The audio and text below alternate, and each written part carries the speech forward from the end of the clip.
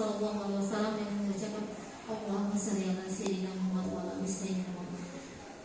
Yang pertama saya ucapkan terima kasih yang sebesar-besarnya kepada Bapak Kepala Sekolah yang sudah mau mendukung kami dalam hal pemenuhan tugas akhir untuk pembatik level 4. Ibu, pada tugas akhir level 4 ini kami diminta membuat satu model pembelajaran yang berpusat kepada peserta didik yang sudah berdiferensiasi dan berbasis IT. Artinya dalam proses pembelajaran itu kita menggunakan teknologi informasi dan memanfaatkan platform Merdeka Mengajar. Langsung saja pada tes praktik saya berjudul pada praktek yang sudah saya laksanakan di kelas itu penerapan pembelajaran berdiferensiasi melalui model discover learning dengan memanfaatkan PMM untuk meningkatkan efektivitas belajar peserta didik pada materi metabolisme. Kebetulan saya guru biologi, jadi saya mengambil dalam metabolisme sel.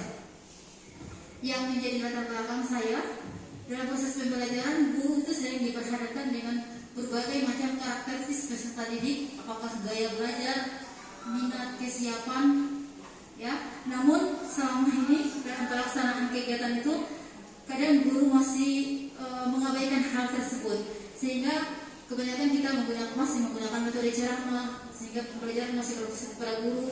Kita juga tidak memperhatikan kebutuhan belajar, ya, kesiapan belajar murid, karena kita tidak melaksanakan asesmen diagnostik.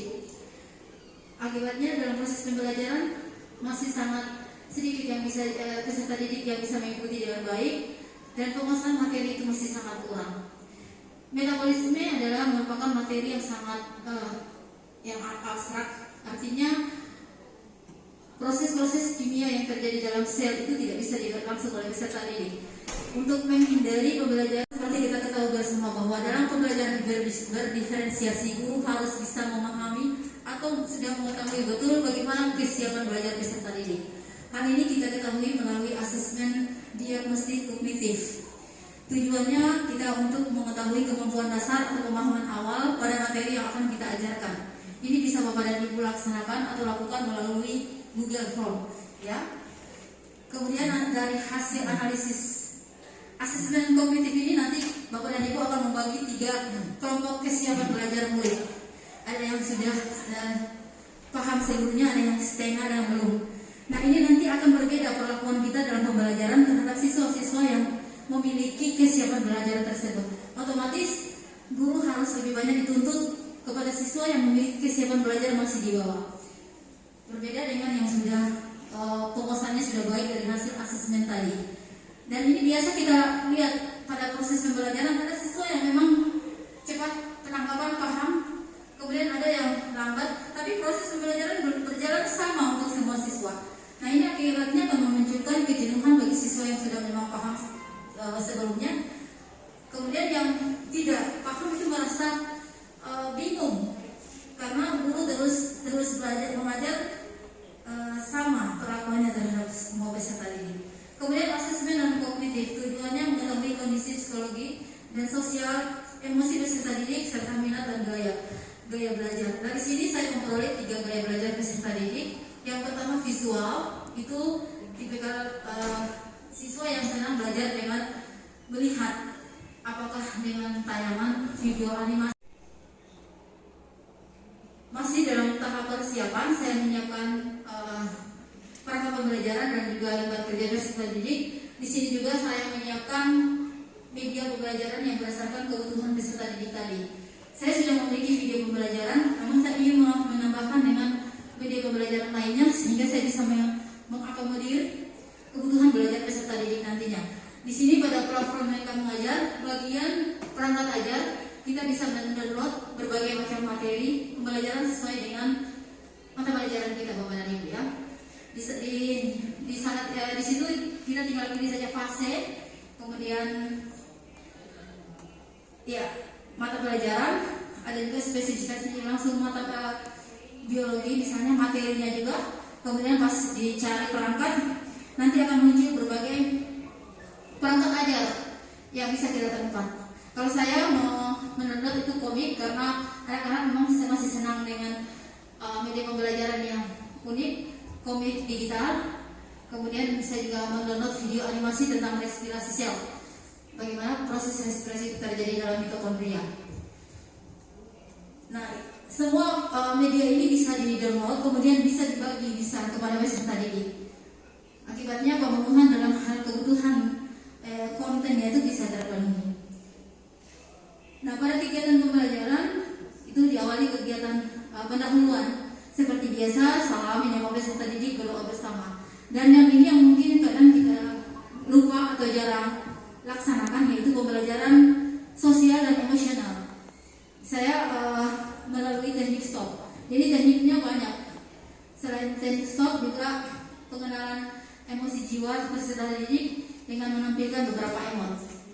Nah, teknik stop ini langkah-langkahnya sederhana. Siswa diminta untuk berhenti stop dari semua aktivitasnya. Jadi sebelum memulai pembelajaran, kadang-kadang kita itu diperhadapkan dengan peserta didik yang asik dengan gadgetnya, asik dengan ceritanya, dengan tugas-tugas mungkin yang setelah pelajaran kita, sehingga aktivitas mereka itu sepertinya belum siap untuk bisa menerima pembelajaran.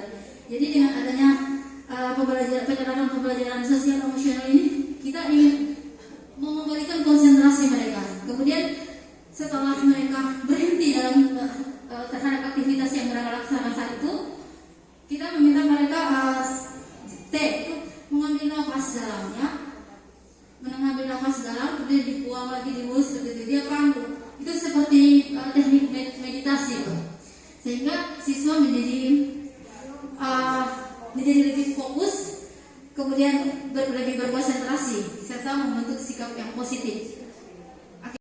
Tentang segala aktivitas manusia yang sering mereka lihat dalam kehidupan sehari-hari, mulai dari orang bersepeda, ya, mengendarai mobil, motor, kemudian bertanya ke peserta didik. Jadi stimulus ini bisa beragam tergantung dari jenis pelajaran dan materi yang akan disampaikan. Kemudian kita guru bertanya mengapa mereka bisa melakukan aktivitas tersebut, hal apa yang menyebabkan mereka bisa melakukan kegiatan itu. Ada yang menjawab karena mereka sehat, Bu, karena mereka kuat, karena mereka punya energi, tenaga. Nah, di sini mereka akan langkah yang kedua akan mengidentifikasi, membahas bersama kira-kira hal-hal apa yang perlu disiapkan untuk memahami bagaimana energi tersebut dibentuk sehingga bisa membantu dalam proses aktivitas. Nah, kemudian pada langkah yang ketiga, pengumpulan data. Di sini peserta didik melakukan berdiskusi, menjawab rumusan masalah yang sudah disajikan dalam lembar kerja peserta didik. Kemudian mereka mencari berbagai informasi dan berbagai sumber literatur yang sudah guru siapkan. Nah, disinilah terjadi yang namanya diferensiasi konten. Jadi diferensiasi itu ada 3, diferensiasi proses yang tadi sudah di awal, pembagian kesiapan belajar peserta didik sehingga dalam proses pembelajaran kita bisa menempatkan posisi kita di mana untuk tiap peserta didik. Kalau diferensiasi konten, penggunaan sumber media pembelajaran yang beragam tergantung kebutuhan peserta didik. Dan yang keempat, pengolahan data. Tahap ini siswa mencatat poin-poin penting yang diperoleh, kemudian mereka menyusun dalam satu bentuk untuk nantinya dipresentasikan pada tahap yang kelima. Bukan pembacakan masalah-masalah atau persoalan yang dihadapkan dalam lembar kerja peserta didik. Bisa saja dalam melaksanakan proses diskusi tadi ada kesalahpahaman mungkin, atau itu bisa cair dengan kita memberikan mereka kegiatan ice breaking ini dengan mungkin ada gerakan-gerakan lucu atau saling bercanda. Tujuannya apa? Untuk tadi menghilangkan kejenuhan, memecahkan kebekuan, kecanggungan, kemudian nantinya akan membangun interaksi, komunikasi yang lebih baik. Harapannya untuk bisa lanjut pada tahapan yang berikut, peserta didik itu sudah rileks, artinya sudah santai, tidak ada lagi tegang-tegang, tidak takut begitu. Nah, pada saat presentasi di sini lagi-lagi terjadi diferensiasi produk. Saya katakan diferensiasi produk karena saya memberikan kebebasan kepada peserta didik untuk menyampaikan hasil perolehan diskusi mereka dalam bentuk apapun yang bisa mereka buat.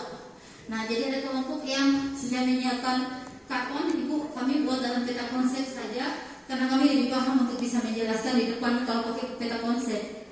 Silahkan. Ada yang meminta, Ibu, kami menjelaskan dalam bentuk tabel saja, tapi kita buat di Word, kemudian kita izin pinjam LCD-nya, nanti kami tampilkan di depan. Bisa, silakan. Bahkan ada peserta didik yang membuat poster fotosintesis. Jadi mungkin terinspirasi tadi dari komik digital. Kemudian yang terakhir, penarikan kesimpulan. Yang perlu dipahami bersama bahwa dalam kegiatan pembelajaran berdiferensiasi, guru wajib atau perlu melaksanakan yang namanya asesmen formatif. Asesmen formatif itu dilaksanakan dari awal pembelajaran sampai sebentar proses. Tujuannya adalah supaya kita bisa mendapatkan informasi, dapat memberikan informasi umpan balik. Kemudian pada akhir kegiatan saya melakukan topik khusus metabolisme, saya melakukan yang namanya asesmen somatif melalui dengan menggunakan kuisis. Kuisis ini berbasis web yang paling sangat disenangi oleh peserta didik karena dia berbasis games. Ya, jadi ikut penilaian asesmen tapi sambil bermain. Kemudian terakhir, kegiatan penutup, saya melakukan yang namanya refleksi. Bapak Ibu wajib juga dalam pembelajaran diferensiasi itu refleksi dilaksanakan. Refleksi bisa dalam bentuk pertanyaan-pertanyaan melalui Google Form atau dalam penyampaian materi, sehingga guru dapat memahami apa saja kelemahan atau kekurangan dari pembelajaran yang telah dilaksanakan di kelas. Refleksi juga menjadi bahan evaluasi untuk kita merancang pembelajaran pada pertemuan selanjutnya. Yang berikut berdoa dan salam penutup. Hasil praktik baik saya yang pertama, peserta didik menjadi lebih aktif karena pembelajaran menjadi berpusat pada siswa. Kemudian yang kedua, tersedianya beragam sumber belajar yang bisa dengan mudah diakses dalam PMM, sehingga buku bukan lagi satu-satunya sumber belajar. Dan yang berikut, pembelajaran menjadi nyata karena menggunakan media digital. Jadi berbasis digital di sini karena dalam proses pembelajaran saya menggunakan berbagai media berbasis IT seperti video, animasi pembelajaran, kemudian menggunakan komik digital. Dalam proses asesmen juga saya menggunakan Google Form dan aplikasi lainnya. Seperti itu, Pak. Demikian, semoga bermanfaat. Wassalamualaikum warahmatullahi wabarakatuh. Ya, ya, terima kasih atas penyajian dari Ibu. Mungkin ada teman-teman yang mungkin ada pertanyaan atau ada bahan bandingan, informasi yang mungkin share dengan apa yang bisa kita alami di sini, tapi mungkin ada solusi kendala yang kita hadapi di sini, mungkin ada solusi bagi Bapak Ibu, atau mungkin ada solusi dari pemateri untuk menyampaikan materi-materi, terutama yang ini kan materi biologi. Kami persilahkan. Apa guru biologi? Ya, bukan biologi boleh. Ada Bu?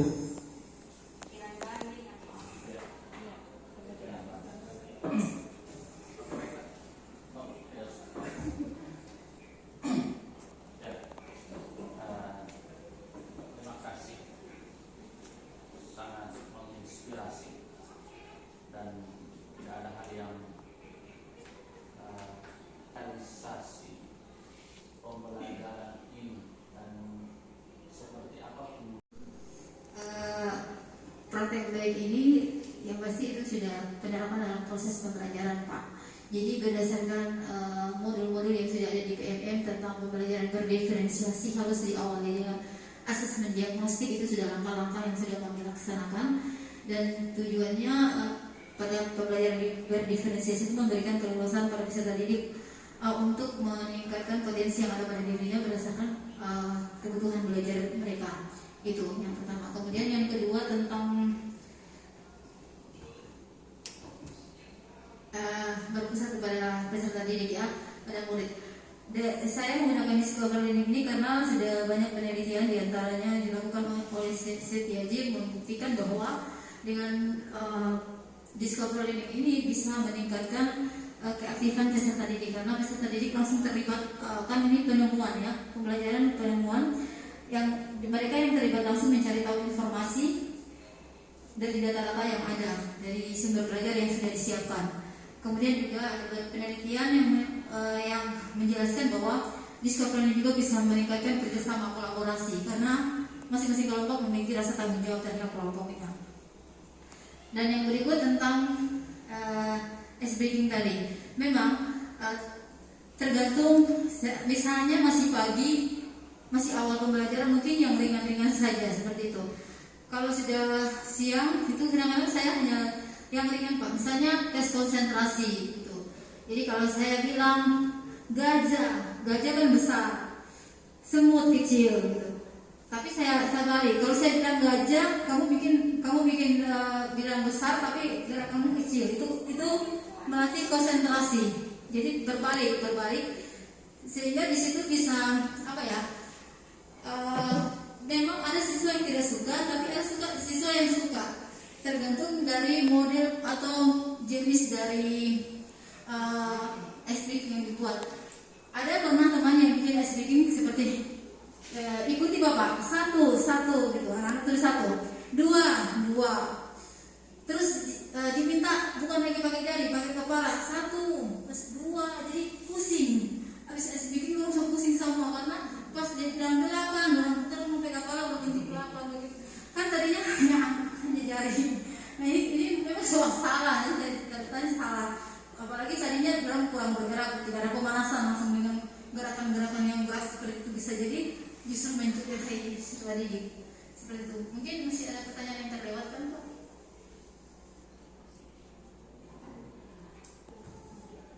Ya, efektif. Iya, oke. Memang benar Pak, yang saya sudah jelaskan tadi. Pada proses pembelajaran tadi saya melakukan yang namanya asesmen formatif Pak. Jadi selama proses pembelajaran saya juga ikut menilai aktivitas peserta didik seperti itu. Jadi bagaimana mereka bekerja sama dalam kelompok, berdiskusi itu sudah, sehingga asesmen formatif itu dalam kurikulum mereka bisa disebut sebagai ulangan. Kita tidak lagi perlu melakukan ulangan harian karena kita sudah mendapatkan nilai dari setiap peserta didik selama proses pembelajaran. Itulah yang disebut dengan asesmen formatif mulai dari awal proses pembelajaran. Kemudian untuk melihat efektivitas keberhasilan itu dilihat dari ketercapaian tujuan pembelajaran melalui asesmen melalui asesmen sumatif pada akhir topik. Jadi kalau di atas 80% yang sudah bisa mencapai KKM yang sudah ditentukan, maka itu efektivitas belajar dilihat dari ketercapaian tujuan pembelajaran dari topik yang kita susun Pak. Seperti itu.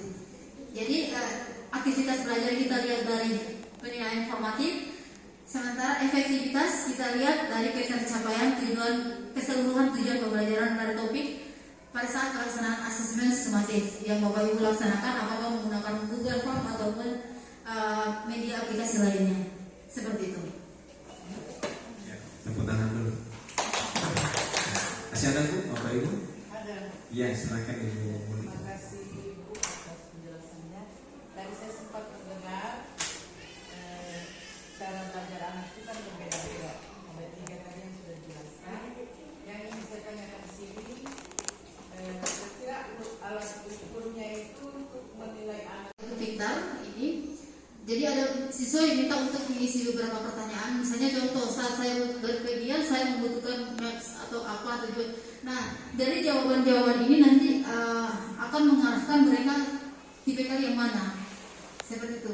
Itu otomatis dari aplikasi ini ada pertanyaan-pertanyaan yang mengarah ke gaya visual, audio dan kinestetik. Dengan sendirinya jika banyak menjawab A mungkin dia kategori ini, jika B dan seperti itu. Jadi memang bukan kita yang membuat sendiri, tapi memang sudah ada aplikasinya. Kemudian kita harus kerjasama memang dengan guru BK. Kalau kami itu setiap penerimaan siswa baru langsung dilakukan penelusuran seperti ini dan hasilnya diserahkan ke guru pengajar sehingga guru pengajar memiliki data untuk menyiapkan media pembelajaran. Menggunakan aplikasi atau menggunakan Google Chrome? Bisa juga Google Form, Pak. Kan biasa kalau dia ada aplikasi tertentu kan bisa dirikan, oh anak ini masuk kategori audio, pada kategori visual atau kinestetik. Ya, dari jawaban yang dia pilih, Pak, otomatis dia langsung dimasukkan di kelompok audio, visual atau kinestetik. Ya, masih berlanjut, Bu. Iya. Karena tadi sudah ditentukan dengan ada aplikasi. Tindak lanjut setelah kita kelompokkan mana yang tiga-tiga ini, tindak lanjut dari sekolah itu kira-kira bagaimana? Apakah pada saat guru masuk di kelas dia akan memperhatikan yang 3 gaya belajar tadi atau bagaimana? Iya, Pak. Ya, Bu, terima kasih. Dalam kelas itu memang pasti ada siswa yang memiliki gaya visual, audio, dan kinestetik seperti itu ya. Memang yang saya laksanakan di sini karena saya hasil asesmen non kognitif itu dalam kelas yang akan saya ajar memiliki ketiga gaya itu, maka saya menyiapkan sumber atau media pembelajaran dengan ketiga gaya belajar tersebut. Nah, pada proses pembelajaran itu media ini saya bagi kepada peserta didik. Pada saat mereka ingin mencari informasi, itu masing-masing peserta didik akan menggunakan media sesuai dengan gaya belajarnya. Jadi meskipun mereka satu kelompok, bisa jadi yang satu lebih senang mendengar penjelasan dari video, tapi yang satu saya suka mendengar. Saya cuma suka penjelasan saja. Pernah ada siswa yang saat dia nonton video animasi, temannya baca dengan keras. Dia lebih paham yang dibaca temannya. Coba ulang-ulang, saya lebih paham apa yang gue baca. Terus video itu dihentikan, kemudian dia minta temannya untuk bisa membaca. Justru dia lebih paham dan dia lebih mengerti di situ. Berarti dia sebenarnya audio seperti itu. Jadi itu yang terjadi di proses pembelajaran, Bu. Memang kita tidak bisa mengkotak-kotak yang audio berkumpul di sini. Dalam proses pembelajaran itu kita fasilitasi. Kita memfasilitasi kebutuhan belajar mereka, dan saat kita memberikan mereka kesempatan untuk menggali informasi seluas-luasnya dengan sumber literatur yang ada, itu tergantung mereka. Kalau ada yang biasanya yang audio semua kumpul dorong, atau yang visual, yang kinestetik itu biasanya dorong semua kumpul. Tapi kalau misalnya dalam satu kelompok bisa menggunakan masing-masing seperti yang pasti tujuan dari pembelajaran atau pertanyaan yang ada di LKPD itu bisa terjawab bersama dan bisa dipecahkan bersama oleh mereka dengan hasil pemahaman mereka masing-masing dari sumber yang ada. Seperti itu. Kadang kan dalam diskusi, kalau menurut saya ini seperti ini dan seterusnya. Begitu, Bu. Terima kasih. Masih ada lagi Bapak Ibu? Tidak ada ya? Mungkin dari saya, Bu. Belum waktu saya coba. Yang pertama untuk tadi Ibu sudah menyampaikan bahwa pembelajaran tadi yang metabolisme tadi itu lebih suka menggunakan model pembelajaran ke discovery learning.